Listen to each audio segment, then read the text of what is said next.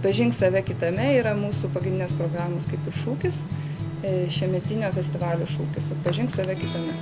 Šiemet kaip niekad filmai mums susiklostė į tokią vieną temą, nors mes visą laiką stengdavomės, kad tos temos niekada nebūtų, todėl kad stengiamės kaip tik kuo įvairesnės temas apimti, nekreipti dėmesio, kokios jos yra, labiau ieškoti autorinės dokumentikos pavyzdžių, domėtis, ką naujo yra sukūrę mus dominantis dokumentinio kino didieji autoriai.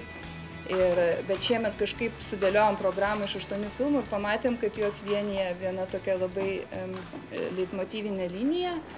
Mes tiesiog pamatėm, kad visi filmai beveik be išimties yra apie žmogų ir labai koncentruotai apie jo vidinį pasaulį, apie scenarijus, istorijas, kurie vyksta žmogaus viduje, kadangi žmogus yra labai kompleksiškas dalykas, objektas dokumentika, tai visi išgyvenimai, jausmai ir visa tai, kas jame slypi, yra labai didelė tema ir būtent šitose filmuose jinai vienaip ar kitaip yra atskleidžiama. Ir kadangi žmogus yra tokia bendražmogiška, universali kategorija, tai žiūrėdami bet kokią iš šitų istorijų mes vieną ar kitą aspektą galim pritaikyti ir savo. Tai yra reiškia susitapatinti su tom istorijom ir taip atpažinti save per kitus žmonės, per kitas istorijas.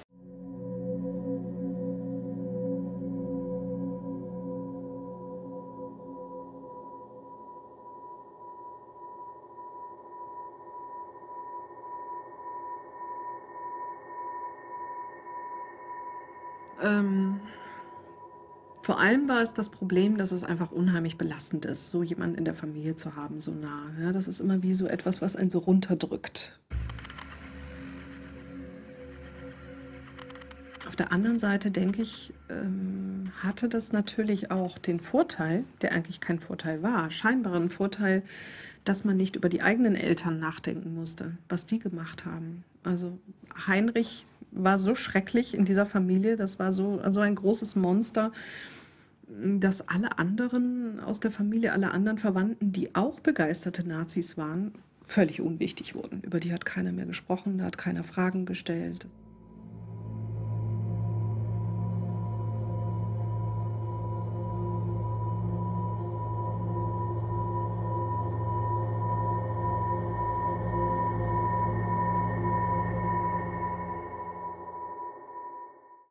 Čia irgi, jeigu kalbant apie žmogaus vidinį pasaulį ir esmę jo, tai čia bus žmonės, daug portretų, kurie išgyvena turbūt nepakeliamą konfliktą vidinį, tai yra jie turi susitaikyti su tuo, kad jų tėvai arba seneliai buvo Trečiojo Reicho atstovai ir jie žudė milijonų žmonių, bet tuo pačiu tai yra jų tėvai.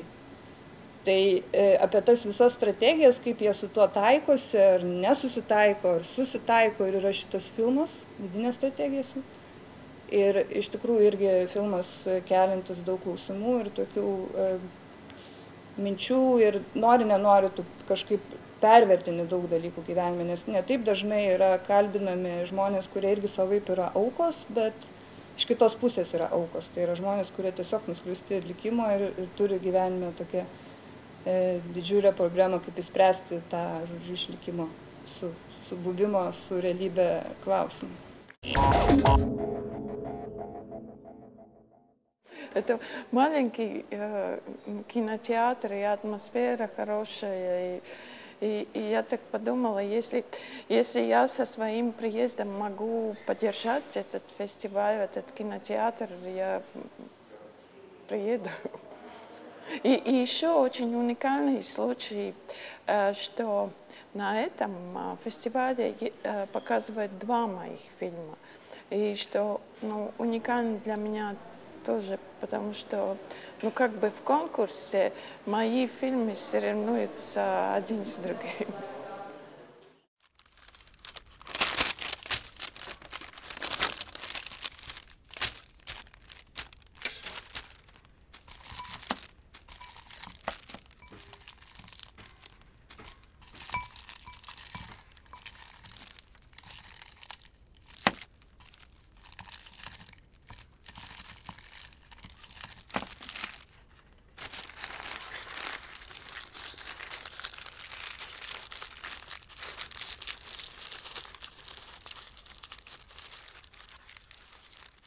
Много людей из Востока, из Запада, из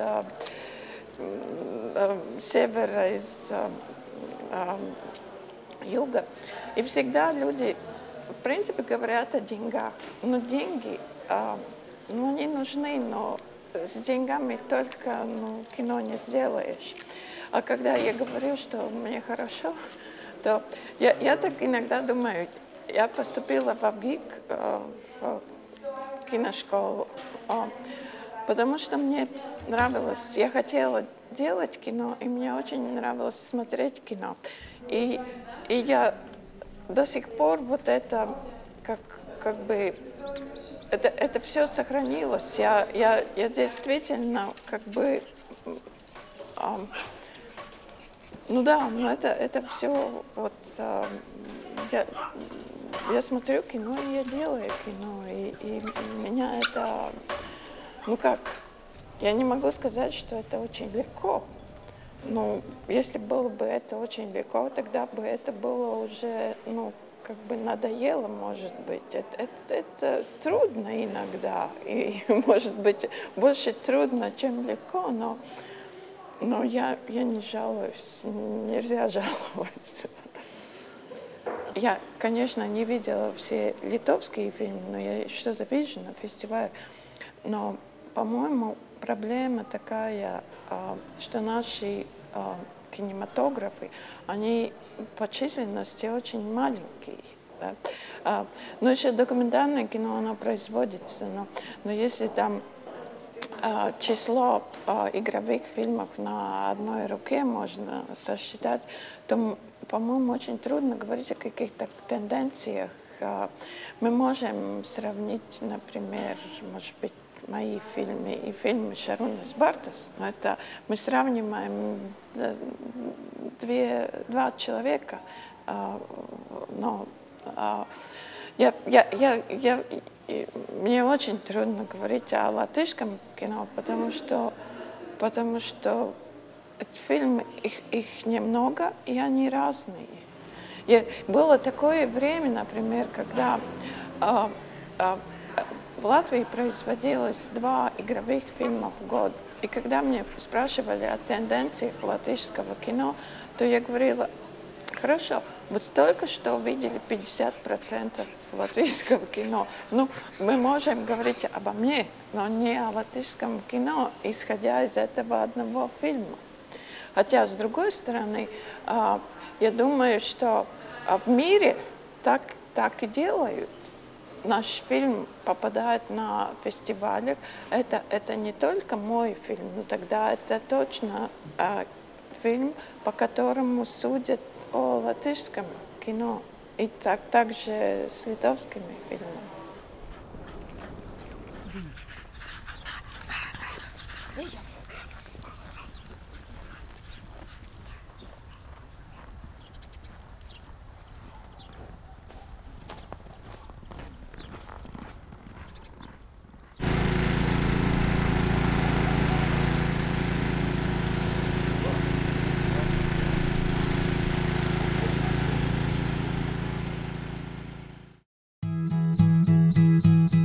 Rojaus beieškant. Tai yra dokumentinis filmas, galima sakyti, mano pats pirmasis dokumentinis filmas, kuriuo aš išeinu į viešumą ir rodau, jį pristatau jums. Ir tai yra filmas kurtas Švedijai. Ir tai yra 2 metų etapo. Aš fiksavau 2 metus gyvendamas ten, savo gyvenimą ir savo norą sutikti su Andersonu. Tai yra tiesiog filmas apie jauną kūrėjo kelionę pas didelį kūrėją, mano kumyrą. Tai galbūt toks trumpas būtų pristatymas. Ir tai yra filmas, kuris buvo filmuotas Stokholme ir lygiai po 2 metų aš jį parodysiu jums dabar. Niekada nebuvau Stokholme, bet susapnavau jį ir įsimylėjau. Vėliau pamačiau Andersono filmą Dainos iš antrojo aukšto. Įsimylėjau ir jį. Tada turėjau jau 2 priežastis, dėl ko atvažiuoti. Atplaukiau. Tiesiog stovėjau ir džiaugiausi. Atsidūriau savo svajonį.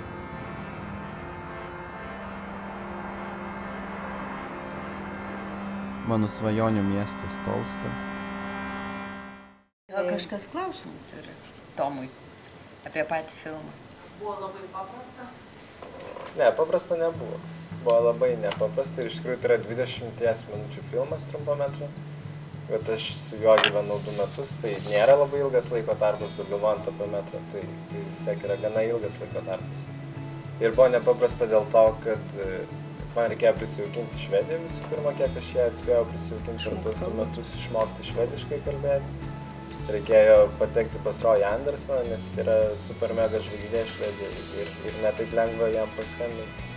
Nes jis turi labai daug tarnų, kurie vienas atdaro duris, kitas pakelia ragelį, trečias dar kažką. Tai vat, kai pereini visus tos labirintus ir patenki pas jį, tai supranti, kad tai nebuvo taip jau lengva. Tai iš tikrųjų, filmo kūrimo istorija yra labai įdomi, nes tas filmas yra iš 2 dalių, 2 etapų. Tai buvo metai, kai aš filmavau ir palikau Švediją su visom svajonėm ir su viso Andersono gražiu įsivaizdavimu. Ir aš nusprendžiau, būdamas Lietuvoje, visgi padaryti tą filmą be jo. Ta prasme, aš dariau filmą apie jį, bet netiesiogiai jo nefilmuodamas. Ir aš pamaniau, kad labai sąžininga būtų, jeigu aš jam parodyčiau. Tai kaip aš gyvenau, kodėl aš tą dariau. Ir aš jam nusinčiau šitą filmą ir tada man paskambina ir sako, Tomai, gal galėtum atvažiuoti.